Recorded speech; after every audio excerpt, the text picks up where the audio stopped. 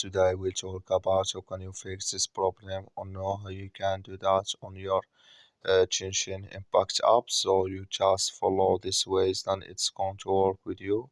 All you have to do, you just click here on settings, click on it here. So then it's going to take you to this list. It's going to show for you like this here.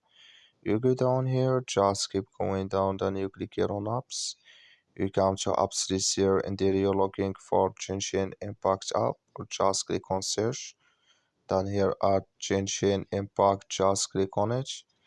You come to next step here, you click here on first stop, click on OK. Then you go down, just click on storage. Come to storage this here, just click on clear cache, then all you have to do. So you just turn off your Wi-Fi and turn on it again, then it's going to work with you. That's all you have to do. Thank you for watching. Don't forget to support us by liking, subscribe.